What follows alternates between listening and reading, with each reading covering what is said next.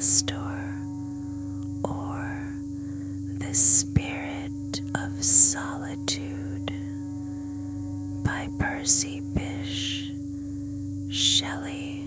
Earth, ocean, air, beloved brotherhood. If our Great Mother has imbued my soul with aught of natural piety to feel your love and recompense the boon with mine, if dewy morn and odorous noon, and even with sunset and its gorgeous ministers, and solemn midnight's tingling silentness, if autumn's hollow sighs in the sere wood, and winter robing with pure snow and crowns of starry ice, the gray grass and bare boughs, if spring's voluptuous pantings, when she breathes her first sweet kisses, have been dear to me, if no bright bird, insect, or gentle beast I consciously have injured, but still loved and cherished these my kindred, then forgive this boast, beloved brethren, and withdraw no portion of your wonted favor now.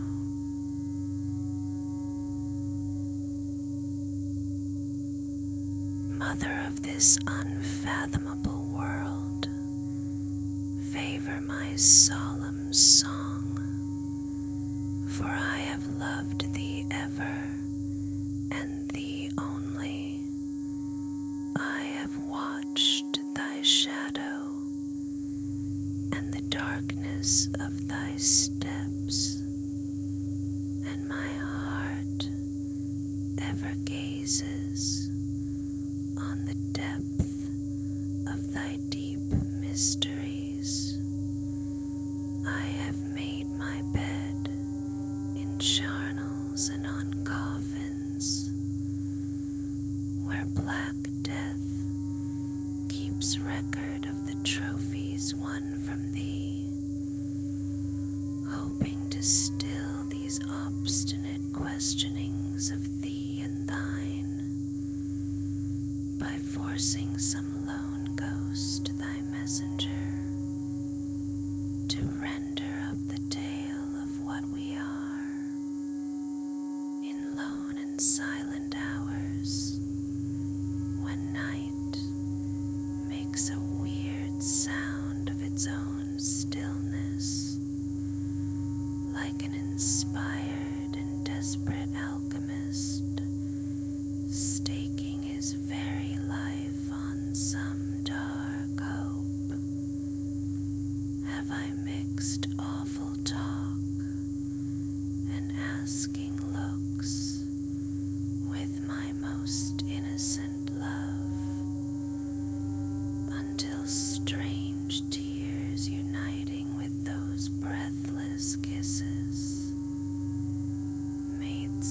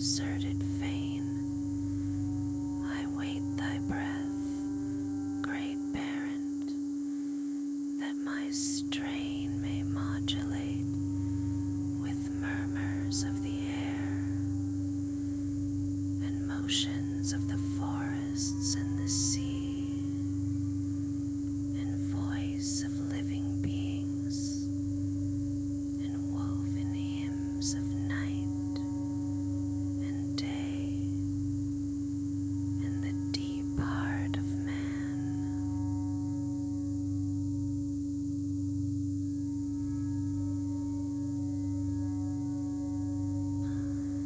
There was a poet whose untimely tomb no human hands with pious reverence reared, but the charmed eddies of autumnal winds built o'er his mouldering bones a pyramid of mouldering leaves in the waste wilderness.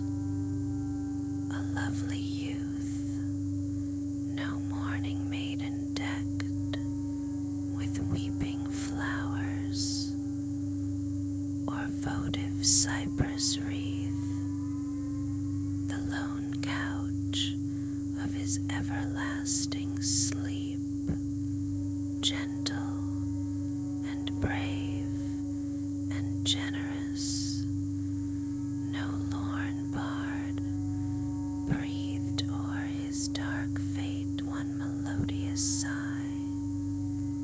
He lived, he died, he sung in solitude.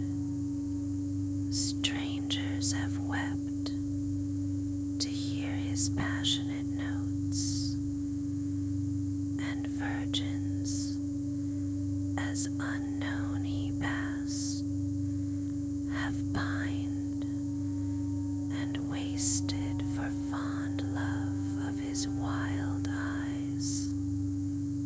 The fire of those soft orbs has ceased to burn, and silence, too enamored of that voice, locks its mute music in her rugged cell.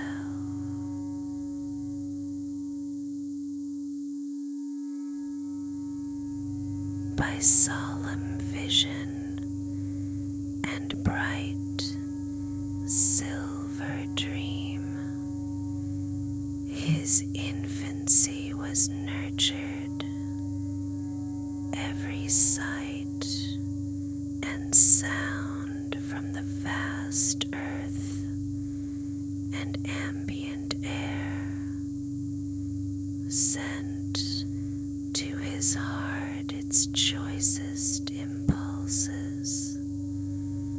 The fountains of divine philosophy fled not his thirsting lips, and all of great or good or lovely which the sacred past in truth or fable consecrates, he felt and knew.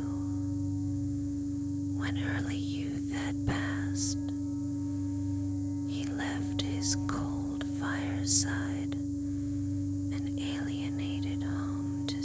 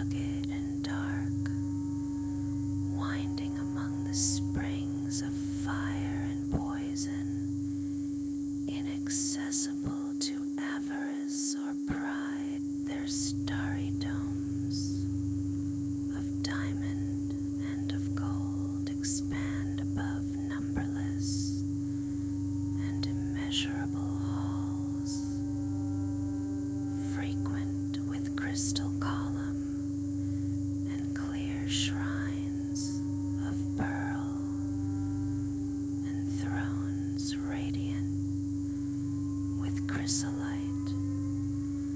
Nor had that scene of ampler majesty than gems or gold.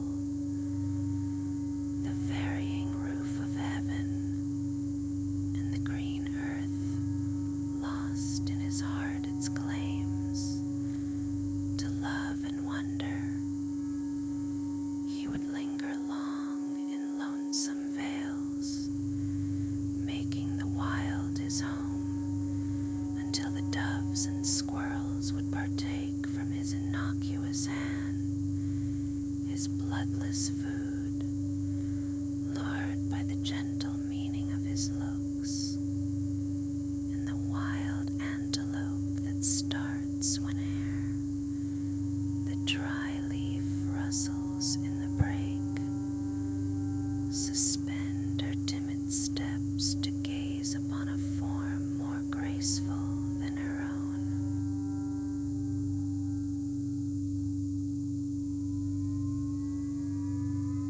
His wandering step, obedient to high thoughts, has visited the awful ruins of the days of old, Athens and Tyre and Baalbek, and the waste where stood Jerusalem, the fallen towers of Babylon, the eternal pyramids, Memphis and Thebes, and whatsoe'er of strange, sculptured on alabaster obelisk, or jasper tomb, or mutilated sphinx, dark Ethiopia in her desert hills conceals.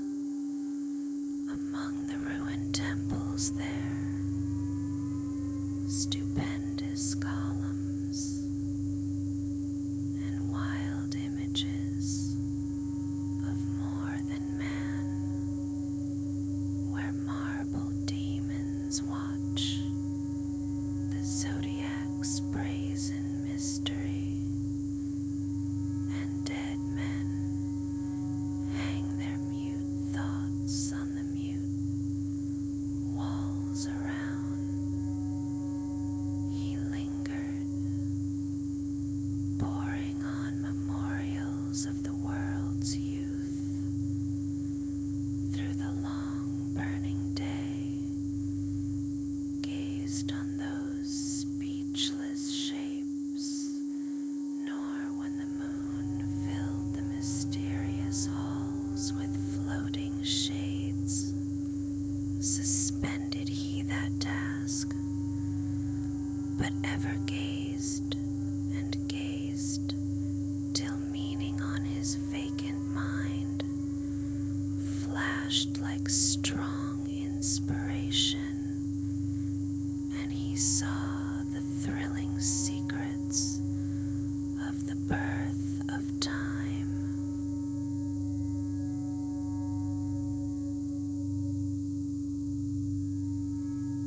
Meanwhile, an Arab maiden brought his food, her daily portion, from her father's tent, and spread her matting for his couch, and stole from duties and repose to tend his steps, enamored, yet not daring for deep awe,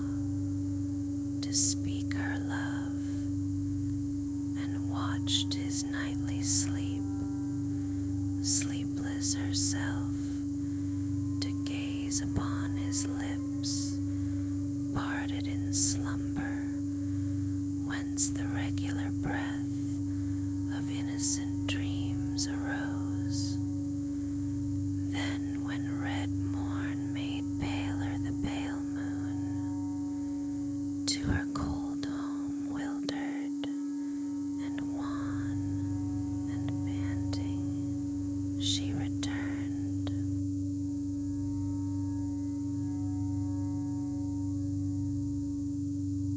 The poet, wandering on through Araby and Persia and the wild Carmanian waste, and o'er the aerial mountains,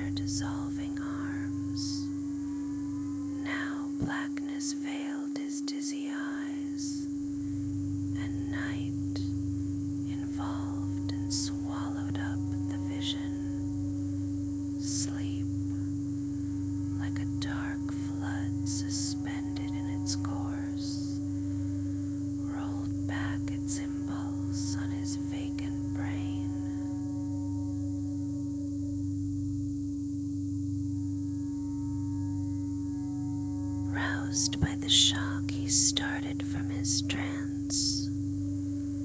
The cold white light of morning, the blue moon, low in the west, the clear and garish hills, the distinct valley and the vacant woods spread round him where he stood.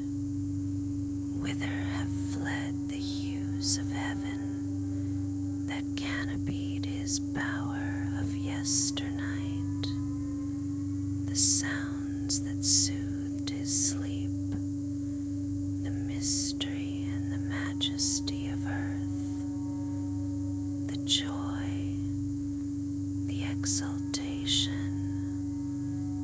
His wan eyes gaze on the empty scene as vacantly as ocean's moon looks on the moon in heaven. The spirit of sweet human love has sent a vision to the sleep of him who spurned her choicest gifts. He eagerly pursues beyond the realms of dream that fleeting shade. He overleaps the bounds.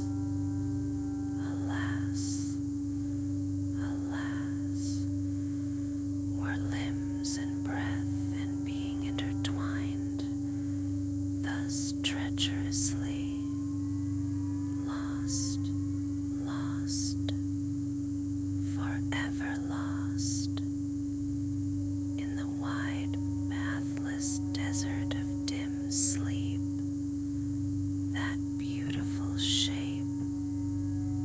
Does the dark gate of death conduct to thy mysterious paradise, O sleep?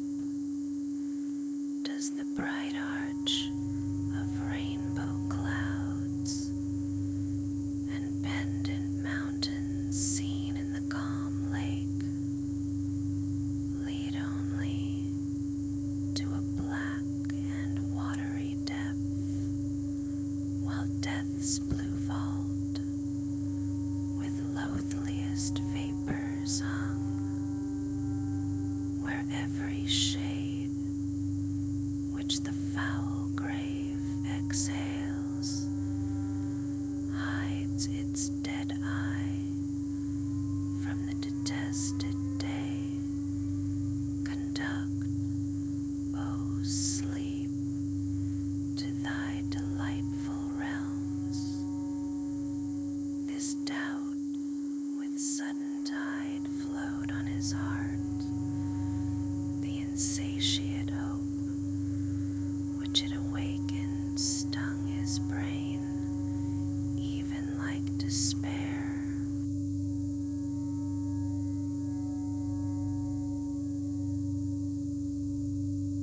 While daylight held the sky, the poet kept mute conference with his still soul.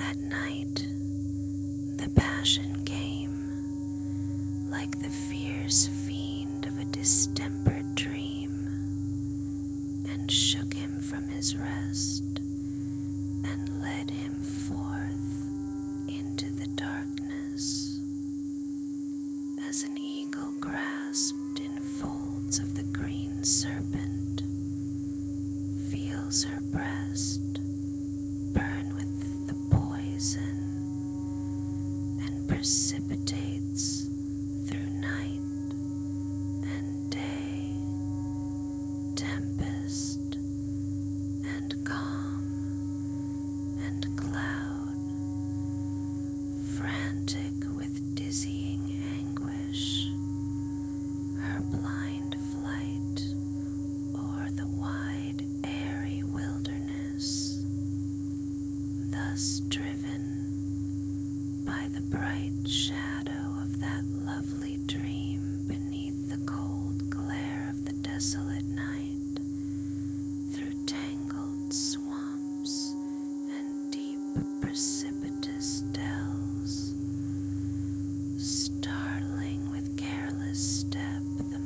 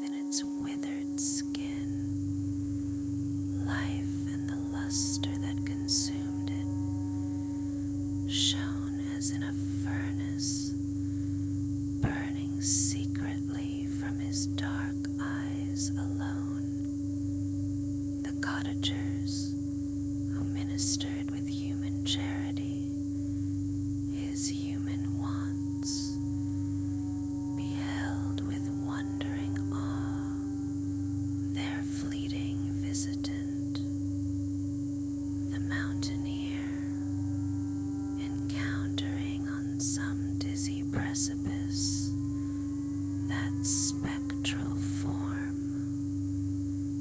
deemed that the spirit of wind with lightning eyes and eager breath and feet, disturbing not the drifted snow, had paused in its career.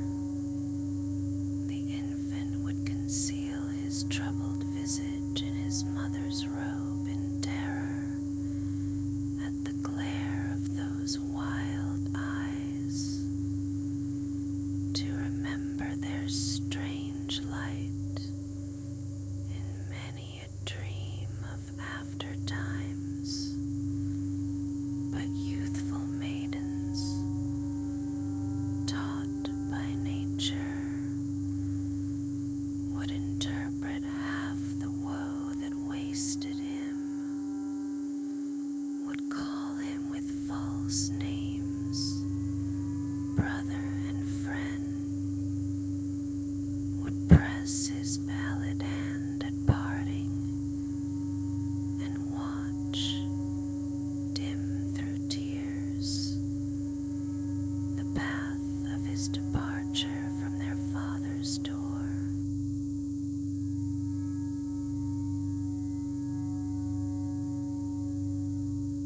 At length upon the lone Chorasmian shore, he paused, a wide and melancholy waste of putrid marshes.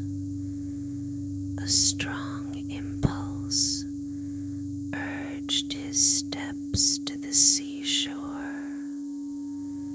A swan was there, beside a sluggish stream among the reeds. It rose as he approached, and with strong wings, scaling the upward sky, bent its bright course high over the immeasurable main. His eyes pursued its flight. Thou hast a home, beautiful bird.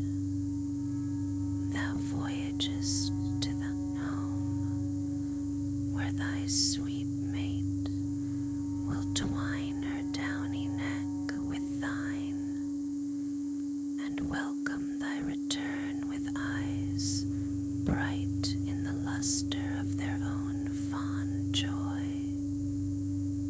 And what am I that I should linger here, with voice far sweeter than thy dying notes, spirit more vast than thine, frame more attuned to beauty, wasting these surpassing powers in the deaf air to the blind earth and heaven that echoes not my thoughts.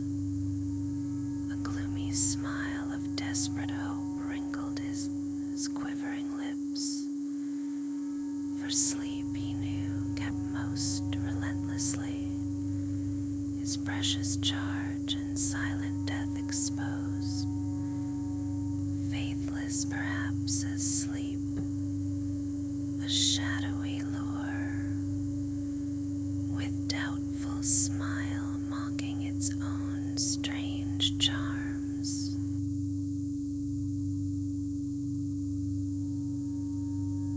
Startled by his own thoughts, he looked around.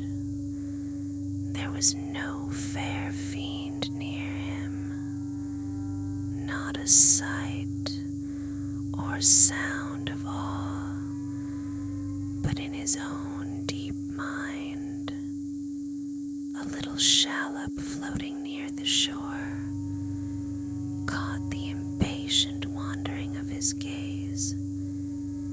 It had been long abandoned, for its sides gaped wide with many a rift, and its frail joints swayed with the undulations of the tide.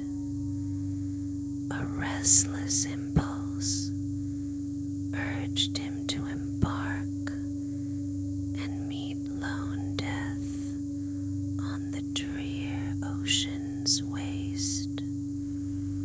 For well he knew that mighty shadow loves the slimy caverns of the populous deep.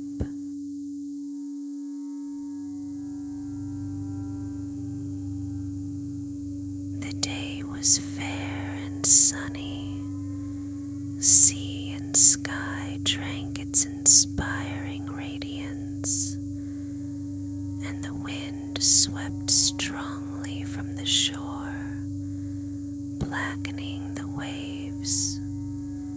Following his eager soul, the wanderer leaped in the boat. He spread his cloak aloft on the bare mast and took his lonely seat, and felt the boat speed o'er the tranquil sea like a torn cloud before the hurricane.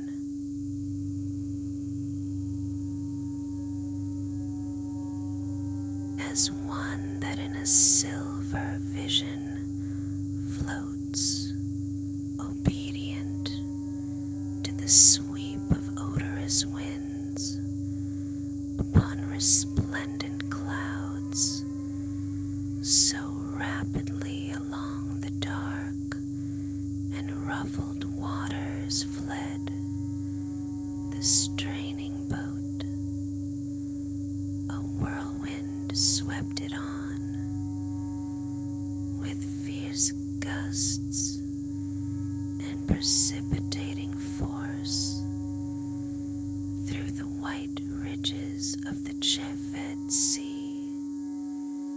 The waves arose higher and higher still, their fierce necks writhed beneath the tempest's scourge like serpents struggling in a vulture's grasp, calm and rejoicing in the fearful war of wave ruining on wave, and blast on blast, descending and black flood on whirlpool driven, with dark obliterating course.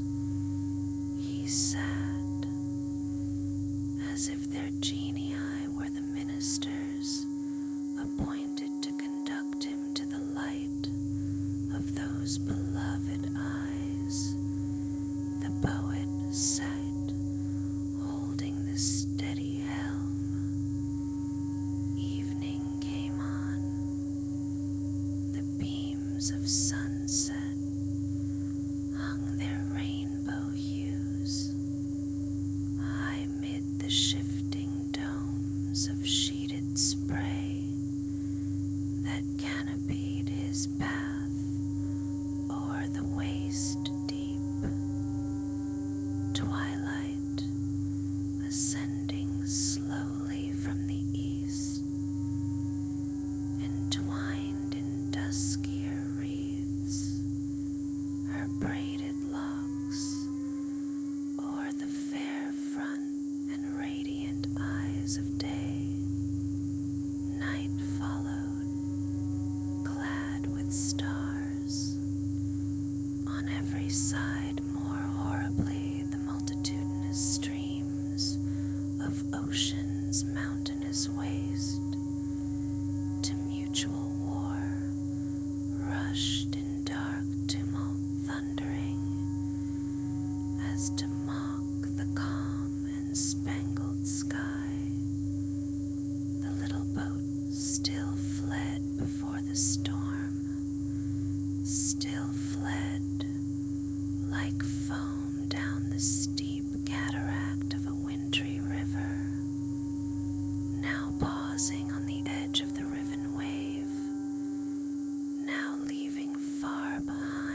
bursting mass that fell, convulsing ocean, safely fled, as if that frail and wasted human form had been an elemental god.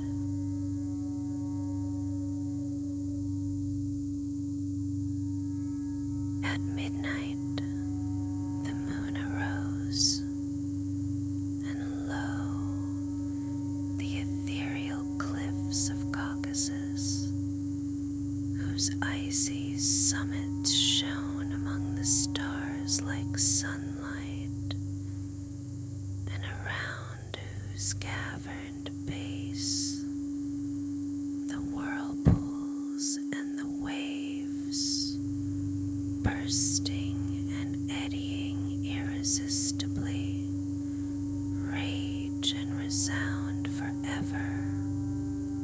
Who shall save? The boat fled on, the boiling torrent drove, the crags closed round with black and jagged arms, the shattered mountain overhung the sea, and faster still, beyond all human speed, suspended on the sweep of the smooth wave, the little boat was driven. A cavern there yawned, and amid its slant and winding depths engulfed the rushing sea. The boat fled on with unrelaxing speed, vision and love. The poet cried aloud, I have beheld the path of thy departure. Sleep and death shall not divide us long.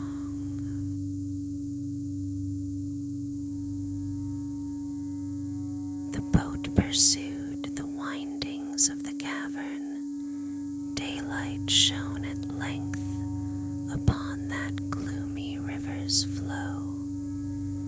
Now where the fiercest war among the waves is calm, on the unfathomable stream, the boat moved slowly, where the mountain, riven, exposed those black depths to the azure sky.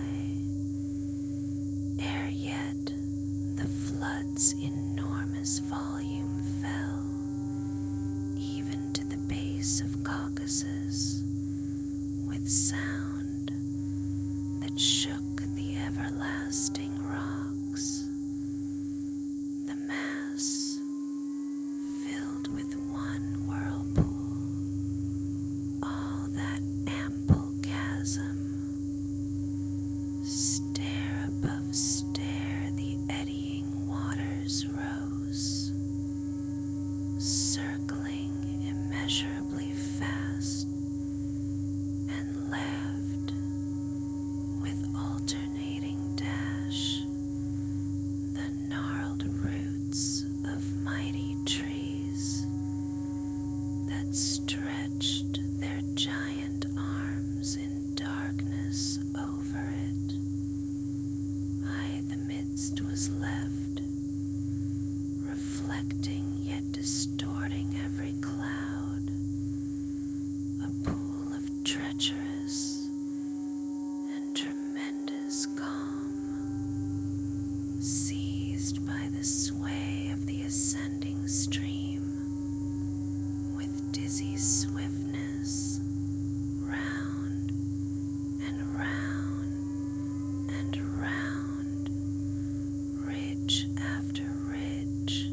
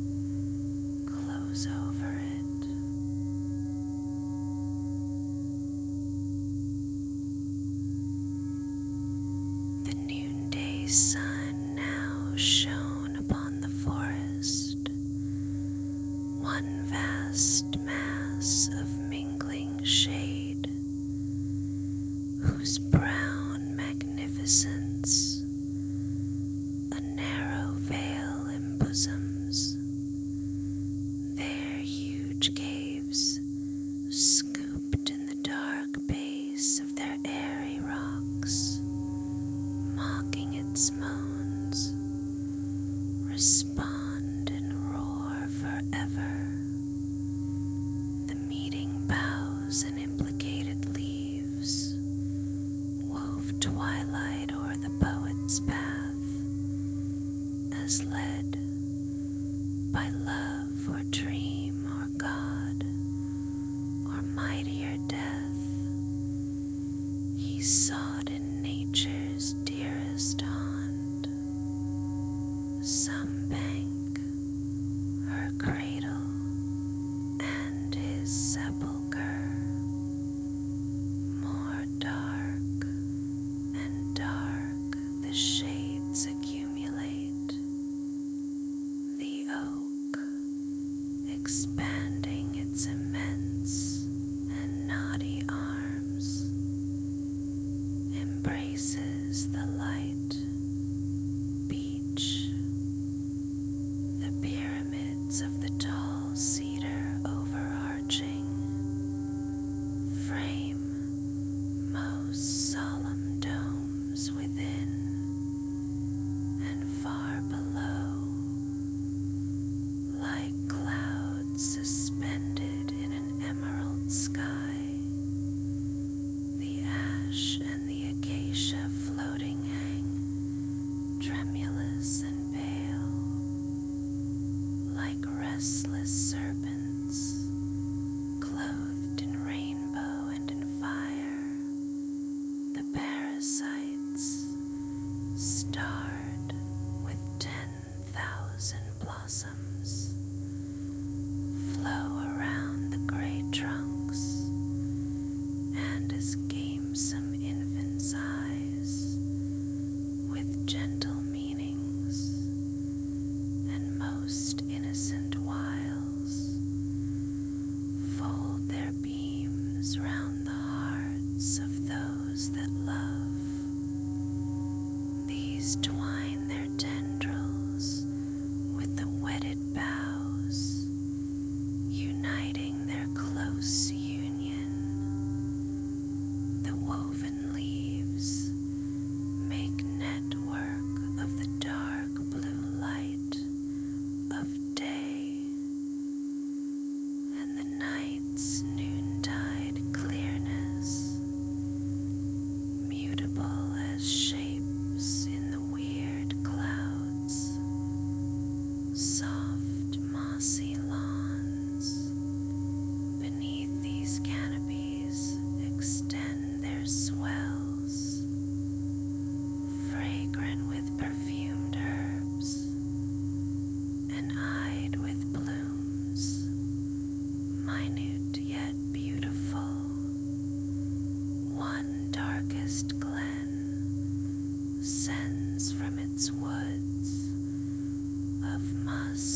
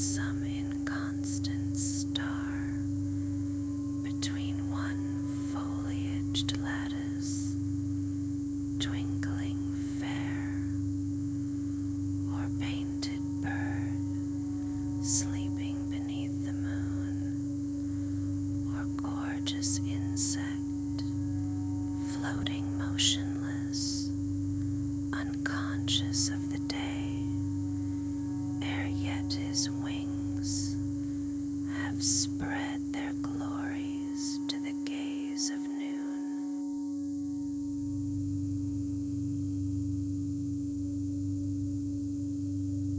Hither the poet came, his eyes beheld their own wan light through the reflected lines of his thin hair, distinct in the dark depth of that still fountain, as the human heart, gazing in dreams over the gloomy grave, sees its own treacherous likeness there.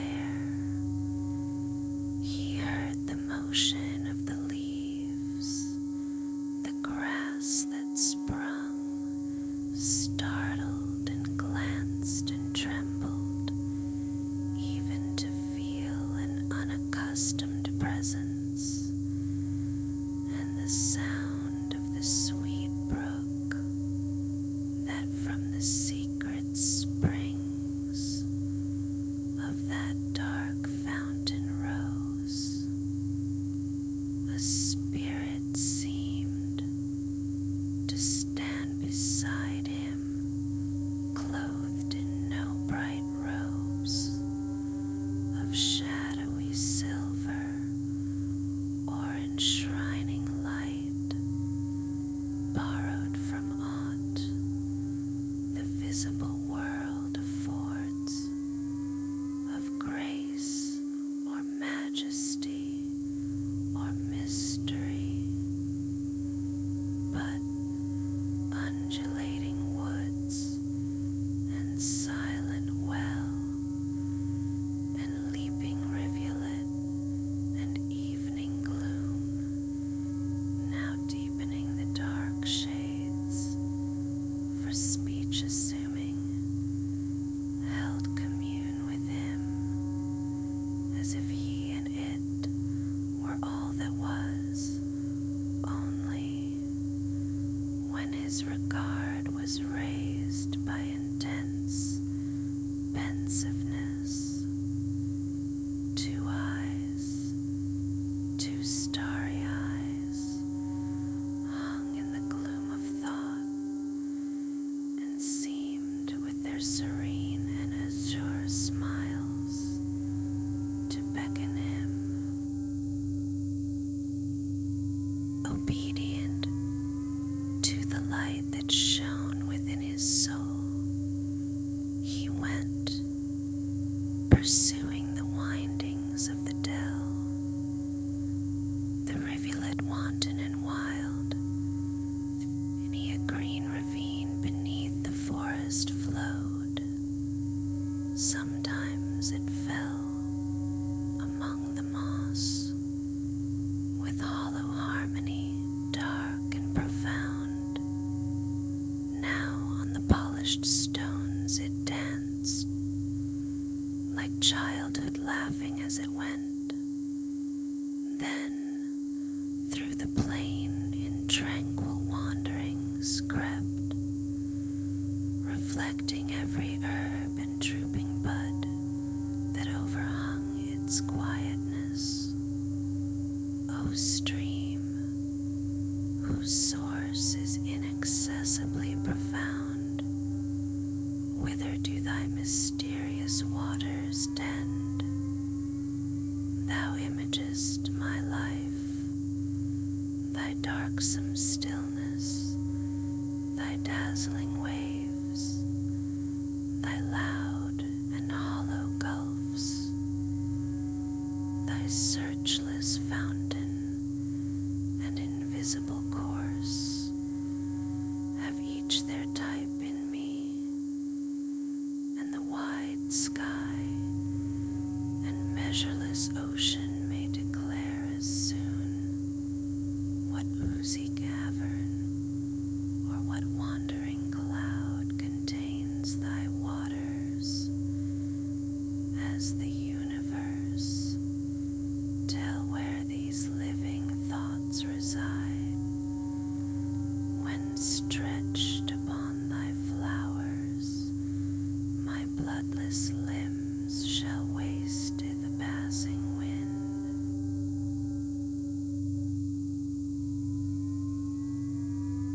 Beside the grassy shore of the small stream he went.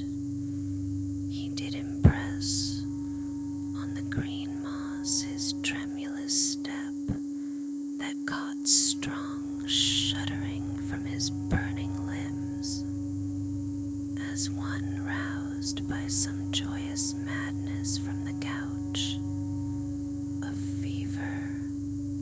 He did move, yet not like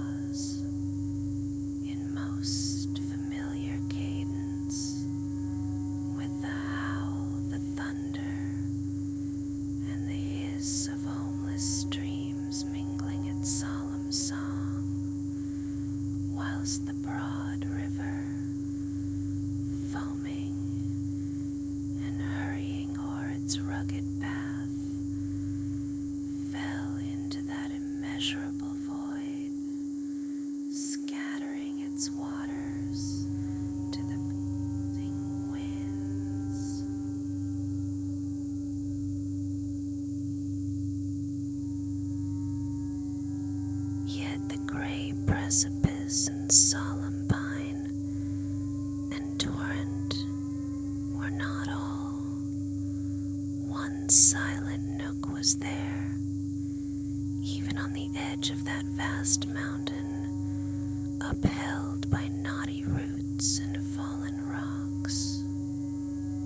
It overlooked in its serenity the dark earth and the bending vault of stars. It was a tranquil spot that seemed to smile even in the lap of horror. Ivy clasped the fissured stones with its entwining arms, and did embower with leaves forever green and berries dark the smooth and even space of its inviolated floor. And here the children of the autumnal whirlwind bore in wanton sport those bright leaves whose decay, red, yellow, or ethereally pale, rivals the pride of summer. 'Tis the haunt of every gentle wind, whose breath can teach the wilds to love tranquility. One step, one human step alone has ever broken the stillness of its solitude. One voice alone inspired its echoes, even that voice which hither came floating among the winds, and led the loveliest among human forms to make their wild haunts the depository of all the grace and beauty that endued its motions, render up its majesty, scatter its music on the unfeeling storm, and to the damp leaves and blue cavern mold, nurses of rainbow flowers and branching moss, commit the colors of that varying cheek, that snowy breast, those dark and drooping eyes.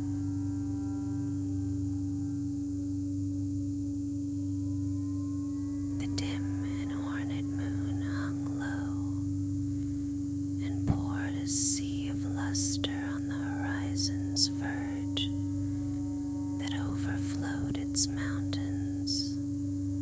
Yellow mist filled the unbounded atmosphere, and drank wan moonlight even to fullness. Not a star shone, not a sound was heard. The very winds, danger's grim playmates, on that precipice slept, clasped in his embrace. Oh, storm of death, whose sightless speed divides this sullen night, and thou, colossal skeleton, that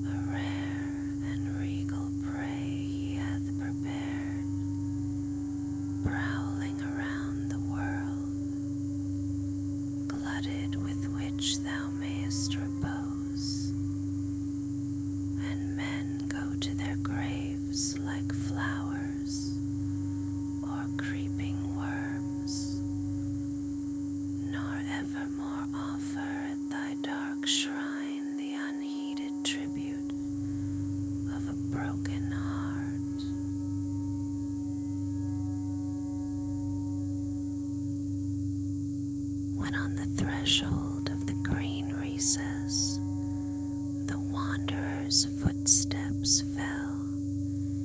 He knew that death was on him, yet a little, ere it fled, did he resign his high and holy soul to images of the majestic past that paused within his passive being now, like winds that bear sweet music when they breathe through some dim latticed chamber. He did place his pale lean hand upon the rugged trunk of the old pine. Upon an ivied stone reclined his languid head. His limbs did rest, diffused and motionless, on the smooth brink of that obscurest chasm. And thus he lay, surrendering to their final impulses the hovering powers of life. Hope and despair the torturers slept. No mortal pain or fear marred his repose. The influxes of sense and his own being unalloyed by pain, yet feebler and more feeble, calmly fed the stream of thought till he lay breathing there at peace and faintly smiling. His last sight was the great moon, which o'er the western line of the wide world her mighty horn suspended, with whose dun beams in woven darkness seemed to mingle. Now upon the jagged hills it rests, and still as the divided frame of the vast meteor sunk, the poet's blood that ever beat in mystic sympathy with nature's ebb and flow grew feebler still, and when two lessening points of light alone gleamed through the darkness, the alternate gasp of his faint respiration scarce